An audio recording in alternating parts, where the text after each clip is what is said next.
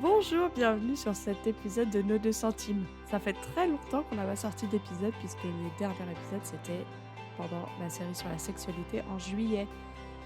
Moi je suis Sophie, je suis une des animatrices et la fondatrice de Nos 2 centimes. Je suis très contente de vous retrouver pour cet épisode de bilan de l'année. Cet été, on a dépassé les 10 000 écoutes sur Nos 2 centimes et c'est assez fou de penser que ce podcast commencé pendant le confinement numéro 2 n'est pas écouté que par mes amis, mais aussi par des gens que je ne connais pas.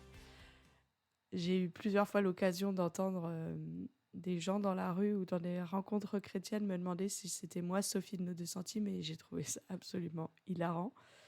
Mais un peu bizarre de penser qu'il y a des gens qui écoutent Nos 2 centimes et qui sont... et que je ne connais pas. Voilà, mais on est très content de pouvoir continuer et on a des projets pour une nouvelle saison en 2024 sur le couple et le célibat. Donc on est en train de préparer les épisodes, de recruter des invités et ça va être chouette à partir de février, on espère commencer. Je voulais faire un bilan de l'année, mais aussi un bilan parce que cette semaine j'ai 30 ans. Je fais pas un épisode pour que plus de gens me souhaitent mon anniversaire parce que ça m'intéresse pas trop. Mais je me suis dit que c'était l'occasion de moi me poser avec un crayon et d'écrire les choses que j'ai découvert, appris en chemin pour mes 30 ans. Ce que je voudrais dire en premier, avant tout, c'est que je pouvais pas imaginer à quel point 30 ans, ce serait trop cool. C'est vachement mieux d'avoir 30 ans que 20 ans pour moi, parce qu'à 20 ans, j'avais plein de questions existentielles et pas trop confiance en moi et tout ça. Et avoir 30 ans, c'est vachement mieux parce que je suis vachement plus contente d'être heureuse. Je vais partir sur 3 catégories. J'ai voulu dire 30 choses pour mes 30 ans, mais en fait, c'était trop long. Donc, je vais dire des choses sur ce que j'ai appris sur la vie émotionnelle, la vie spirituelle et la vie relationnelle. C'est parti. Donc, 6 choses ou plus, je ne sais pas, sur ma vie émotionnelle. La première chose que j'ai découvert, c'est que parfois, je peux choisir d'en avoir rien à faire.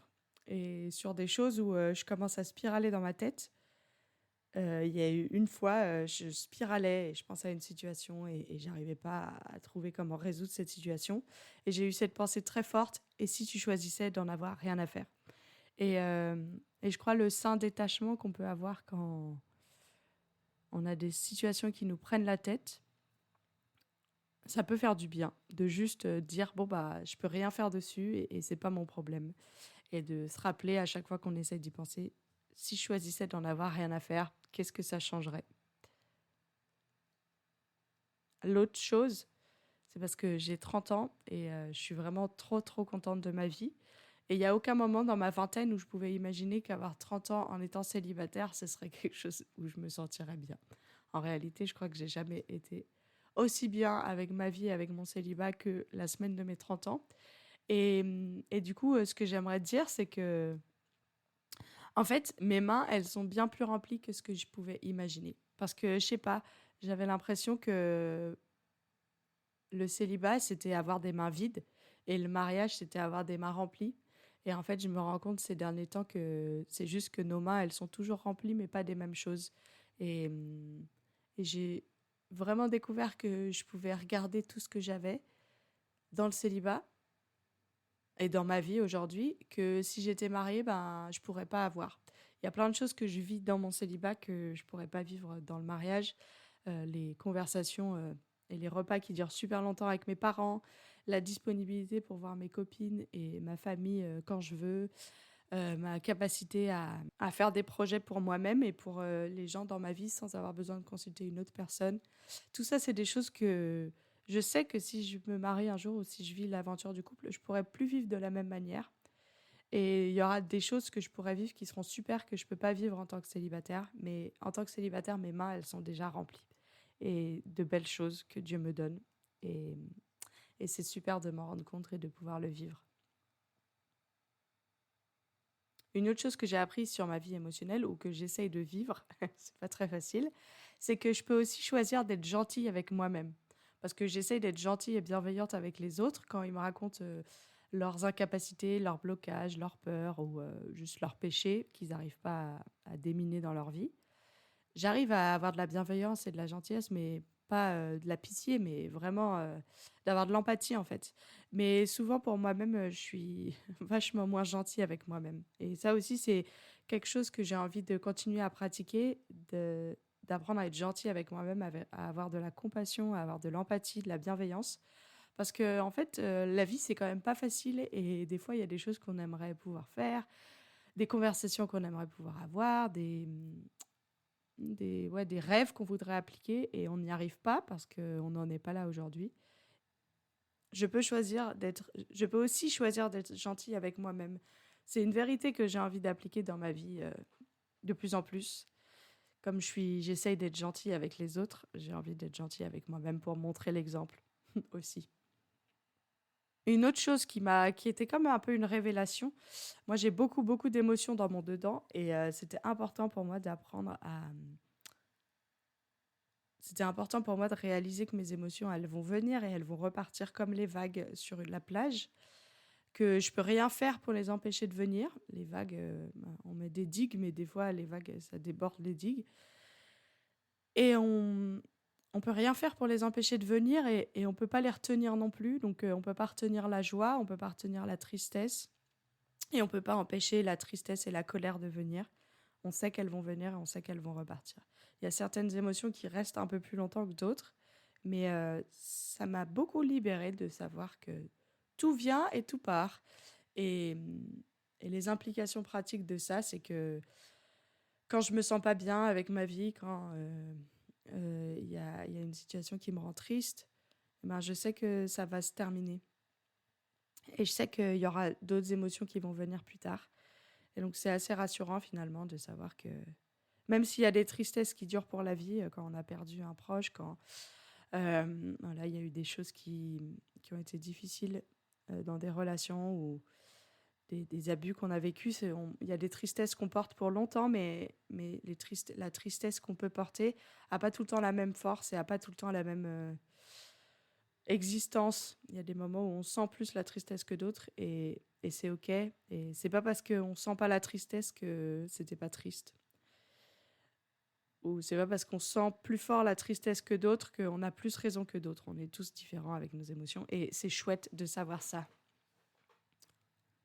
Et du coup, en lien avec ça, je suis pas responsable des émotions ou des réactions des autres. Et ça, on a fait un épisode en 2023 sur la différenciation, le regard des autres. Et c'était vraiment incroyable d'apprendre ça. Et c'est incroyable la différence que ça fait dans ma vie quand j'accepte de ne pas porter les émotions des autres.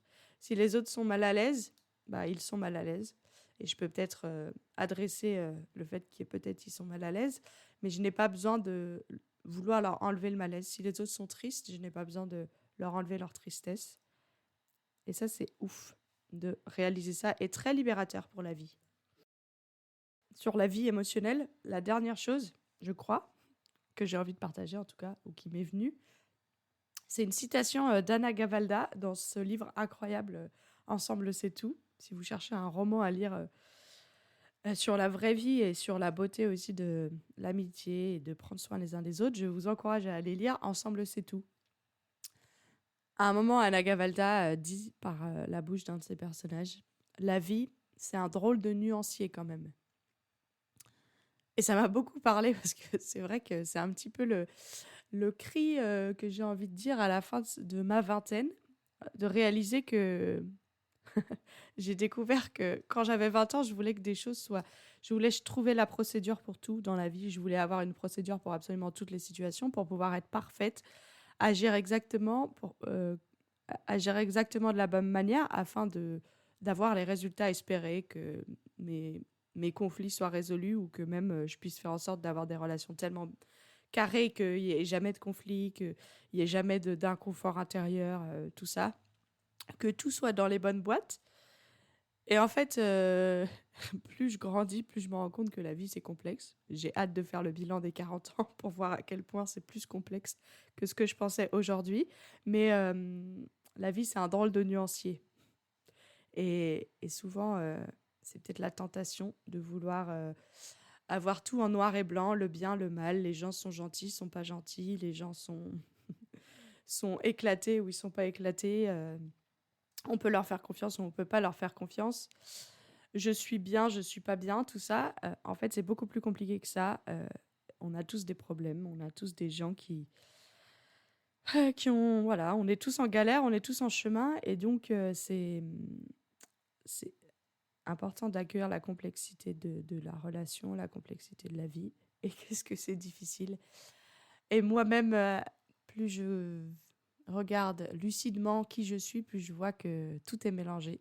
Je suis capable de tordre le meilleur ou d'amener des belles choses dans le pire. Et c'est une réalité que j'ai envie d'appliquer à moi-même et pour les autres aussi. La vie, c'est un drôle de nuancier quand même. Merci Anna Gavalda pour cette tournure poétique au concept de sortir du noir et blanc. Maintenant, je vais dire quelques trucs que j'ai appris sur la vie spirituelle.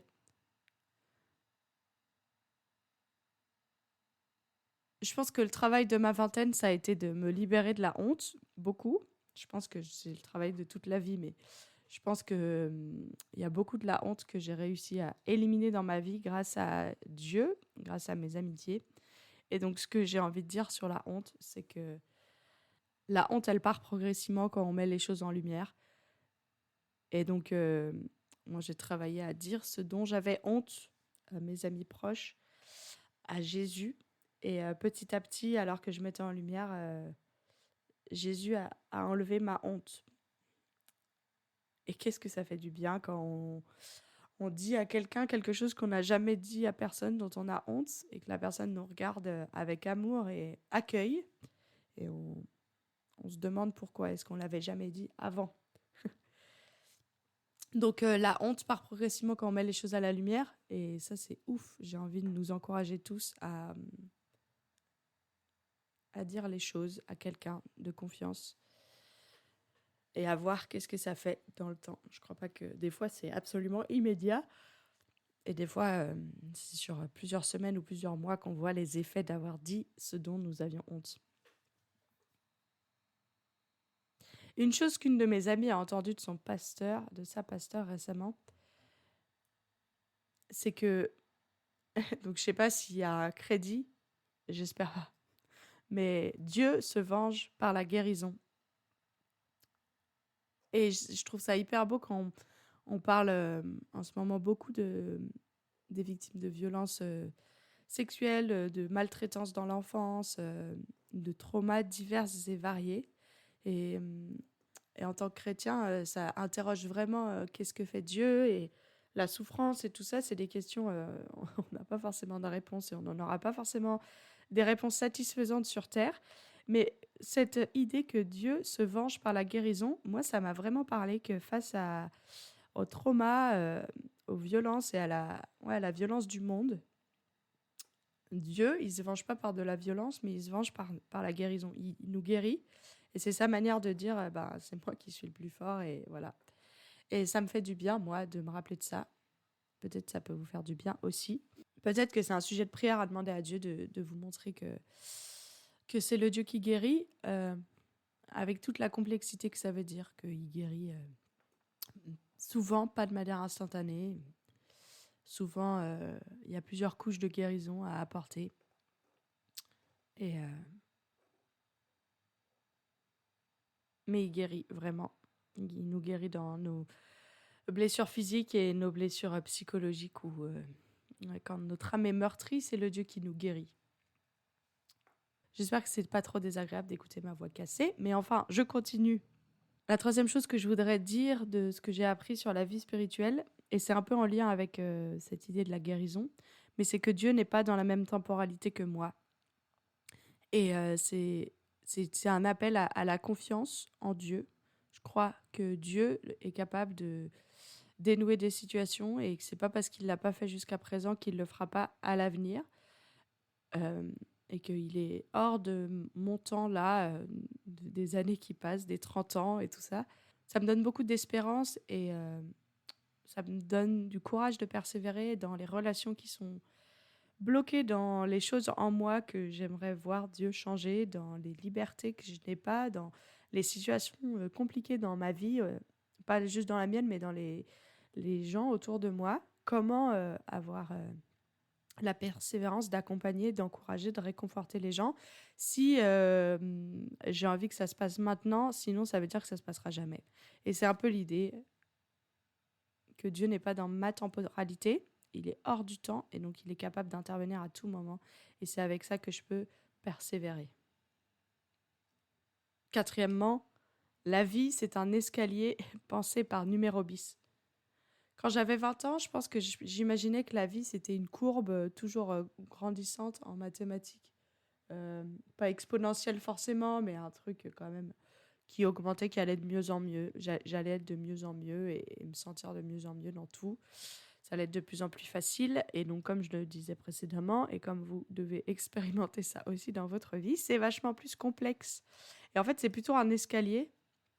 Et je cite quelqu'un qui, je ne sais pas si elle citait quelqu'un d'autre, mais Jésus n'a jamais promis la fin de l'escalier sur terre, mais il a promis que celui qui monte l'escalier avec lui ne le montera jamais en vain.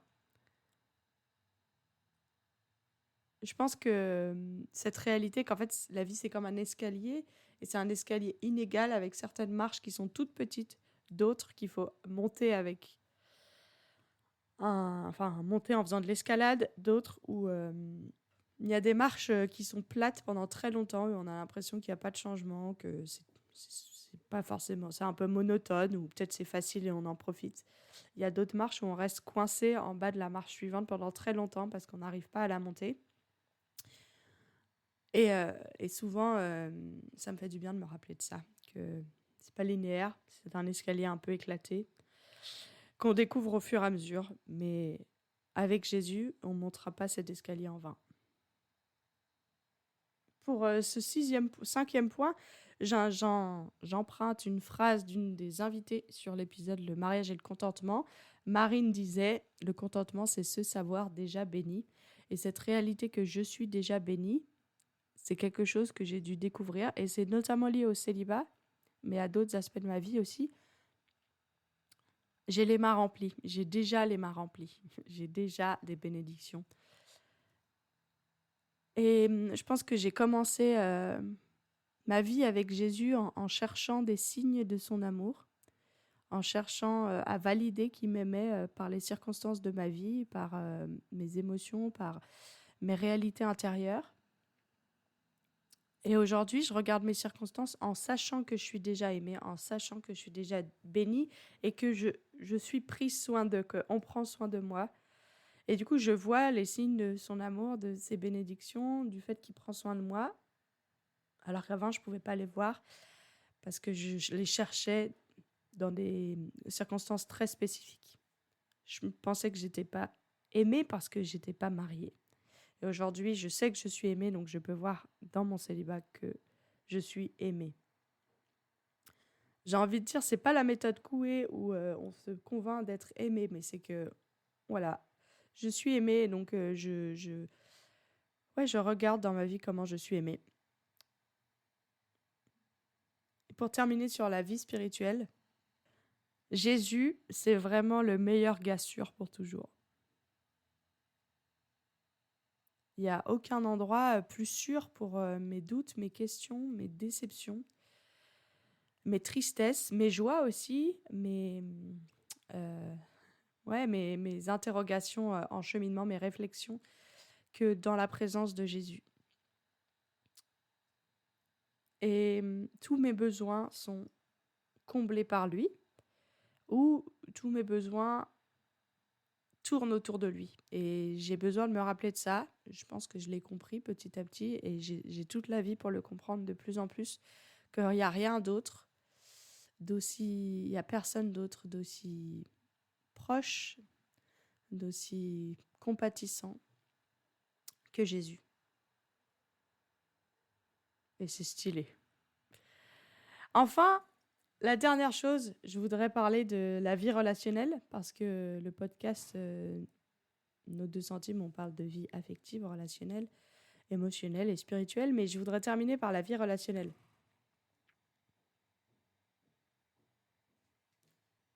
La première chose que je voudrais dire, c'est se secouer le trognon pour nos relations, ça vaut tellement le coup.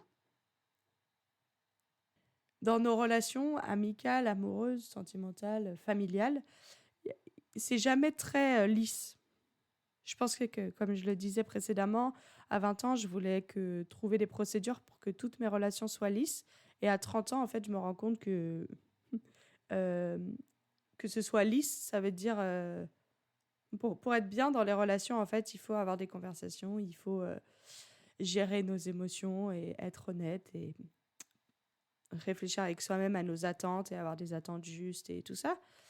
Et peut-être il y a des gens pour qui c'est plus simple que pour d'autres, mais si c'est compliqué pour toi les relations, bah en fait, j'ai envie de nous encourager quand on est des gens qui nous prennent la tête à dire que peut-être un jour on sera apaisé dans le fait que c'est compliqué et qu'on n'attendra plus que ce soit simple. On accueillera que des fois c'est compliqué et que c'est ça qui fait la beauté de nos relations aussi. Mais se secouer le trognon pour avoir des amitiés, se secouer le trognon pour être bien, pour travailler sur soi-même, pour être bien dans nos relations familiales et amicales, même si c'est compliqué, même si des fois c'est triste et difficile et frustrant, ça vaut vraiment le coup parce qu'on a été créé pour être en communauté, on a été créé pour être en relation les uns avec les autres. Et donc, il faut se bouger pour ça, il faut se bouger pour aller se faire des amis, ou pour reconnecter avec des amis avec qui il y a eu des conflits ou des incompréhensions.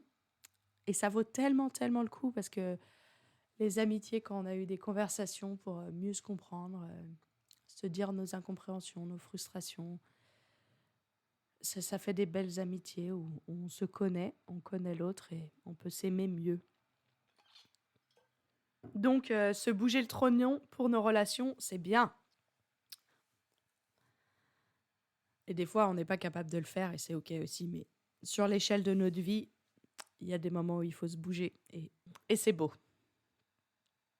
Ensuite, quelque chose par rapport aux relations amoureuses, je pense. Notre but n'est pas de devenir ce que les hommes attendent de nous, mais de devenir semblable à Christ. Et je pense que dans tout ce que j'ai traversé pendant ma vingtaine, de vouloir absolument être en couple, d'abandonner cette idée de pourquoi est-ce que je suis pas en couple aujourd'hui, c'est quoi mon problème, d'abandonner ce mensonge qu'il y a quelque chose d'irrémédiablement éclaté en moi qui empêcherait un homme de s'intéresser à moi. Et ben en abandonnant ça, j'ai pu vraiment aussi accueillir que le but du célibat, c'est pas de devenir bien pour le mariage. Le but du célibat quand on est chrétien, c'est de devenir de plus en plus comme Christ. Comme le but du mariage, c'est de devenir de plus en plus comme Christ, le but du célibat, c'est de devenir de plus en plus comme Christ. Et ça, c'est le but de la vie, qu'on soit marié ou célibataire. Et je crois que c'est important, si vous êtes célibataire et que vous posez ces questions qui peuvent arriver dans la tête de tout célibataire qui désire se marier, de pourquoi pas moi, qu'est-ce qu'il y a comme problème chez moi, tout ça. En fait, ne cherchez pas à devenir conforme à l'image de l'homme parfait ou de la femme parfaite pour espérer vous marier, mais continuez de persévérer à devenir comme Christ. Parce que comme ça, vous ne perdrez pas de temps, vos efforts serviront à quelque chose que vous vous mariez ou pas. En fait, il y a beaucoup de liberté d'être soi-même avec cette réalité de devenir comme Christ. Quand on veut devenir conforme à l'image que les hommes ou les femmes attendent, l'homme ou la femme idéale, eh ben, c'est stéréotypé, c'est normé, alors que quand on devient comme Christ, on devient profondément nous-mêmes en devenant comme Christ. Et ça, c'est hyper beau, parce qu'on a besoin de gens qui soient eux-mêmes. On a besoin de toute la diversité que Dieu a créée, de personnalités guéries, de caractères transformés par Christ. C'est ça que le monde attend, c'est ça dont le monde a besoin. Je ne crois pas que le monde l'attend, mais c'est ça dont le monde a besoin, qu'on puisse être nous-mêmes. Troisième chose sur la vie relationnelle, c'est qu'on s'habitue vite à la liberté et à la guérison. Et moi, enfin, c'est assez incroyable ce que Dieu a fait dans ma vie ces 10 dernières années. Et des fois, j'oublie à quel point j'ai pleuré, à quel point j'ai supplié Dieu de venir intervenir dans mes blocages, mes peurs, mes impuretés, mes questions. Parce qu'aujourd'hui, ça semble si loin, ça semble si différent. Et ça s'est fait par, par la violence, ces transformations intérieures, de prendre des décisions qui étaient difficiles. Mais aussi, ça s'est fait doucement, au point que je regarde en arrière et je ressens plus. Voilà, c'est comme quand on a mal quelque part et puis qu'après on n'a plus mal et on a du mal à se rappeler de la douleur. Bah, c'est un peu ça. Je me rappelle que c'était galère. C'est écrit dans mes carnets que c'était galère. Mes amis se rappellent que c'était galère. Moi, je m'en rappelle un peu, mais c'est plus, voilà, parce que c'est plus aussi fort parce que je me suis habituée à la liberté et à la guérison. Quatrième chose sur la vie relationnelle, ça va avec l'idée de la procédure et des procédures. C'est une citation d'une Instagrammeuse qui parle aux célibataires et dans les relations amoureuses. C'est l'idée que les hommes ne sont pas des pages Wikipédia. Il faut du temps pour apprendre à connaître quelqu'un. On peut transformer en les femmes ne sont pas non plus des pages Wikipédia. Il faut du temps pour apprendre à connaître quelqu'un. Et ça, c'est vrai dans les relations amoureuses qu'en fait, on rencontre pas un fantasme, mais on rencontre une personne vraiment, euh, avec toute la complexité de ce que ça veut dire d'être un être humain. Et la rencontre, il y a aucune manière d'accélérer. Est-ce que c'est la bonne personne? Est-ce que je vais m'entendre avec elle? Est-ce que j'ai envie d'être en couple avec cette personne? Est-ce que j'ai envie de fonder une famille? Voilà, il n'y a aucune manière de répondre à ces questions hors de la relation et de la communication et du temps. Du temps pour apprendre à connaître l'autre. Et c'est vrai aussi pour nos amitiés. On ne peut pas savoir si on va être amis pendant longtemps avec cette personne avant de prendre du temps avec cet homme ou cette femme avec qui on a envie d'être amis ou avec qui, je sais pas, on s'entend bien et on veut voir. Il faut du temps en fait.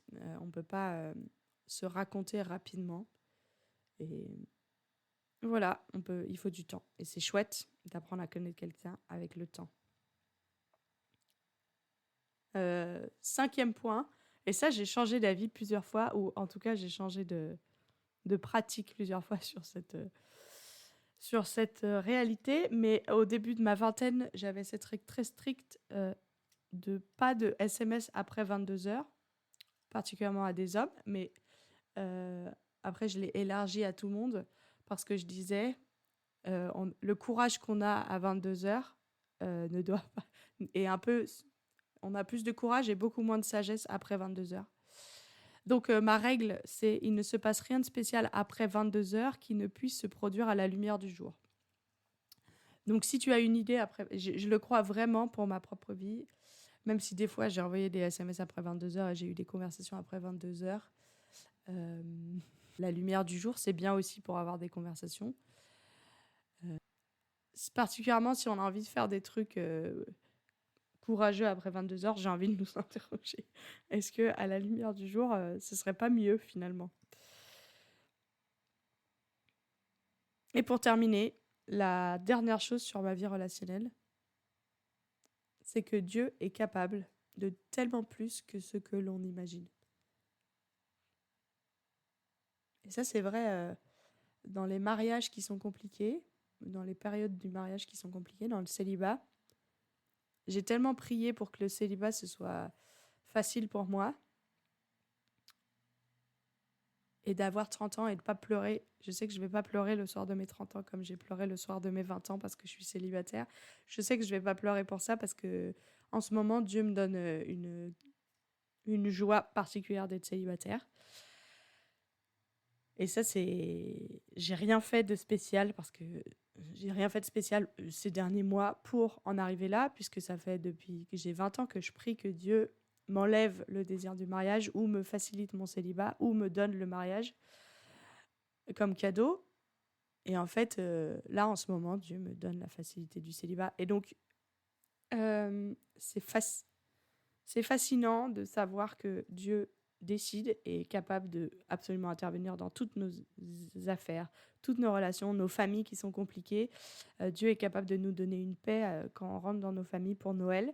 On passe le réveillon avec des amis avec qui il y a eu des incompréhensions, des choses difficiles, dans les périodes du couple où on s'interroge, est-ce qu'on continue ensemble ou pas, dans le mariage, dans les préparatifs des mariages, dans le célibat, dans le célibat post-rupture, enfin, dans nos solitudes aussi quand on aimerait avoir des amis.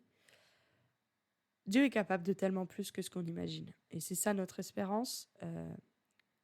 Il est capable de nous rejoindre et de nous donner sa paix alors même que les circonstances ne changent pas. Quel réconfort.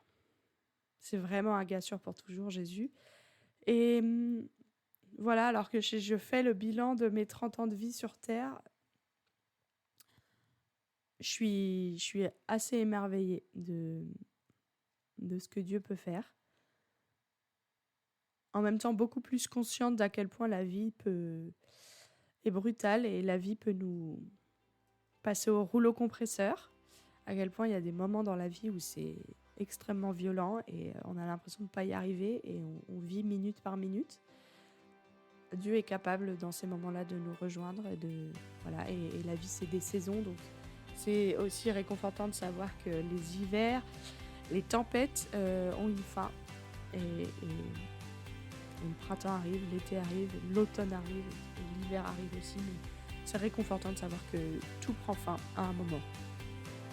Même s'il y a des hivers pour certaines personnes qui durent depuis très très longtemps. J'espère que cet épisode vous donne de l'espérance. J'ai envie de vous encourager à faire votre bilan de l'année 2023, de poser vos espérances pour 2024 sur un papier. Et voilà tout ce que j'avais à vous dire, je crois. J'aurais d'autres choses, mais bon, c'était ces 10 derniers jours. Voilà les choses que j'ai mises sur le papier. J'espère que vous avez entendu le fait que je suis en chemin, comme nous tous. Je ne suis pas arrivée sur tous ces points. J'ai des questions, comme on dit. Et je vous souhaite une très belle fin d'année. Et je vous dis à l'année prochaine, meilleure blague, pour une nouvelle saison de nos 2 centimes.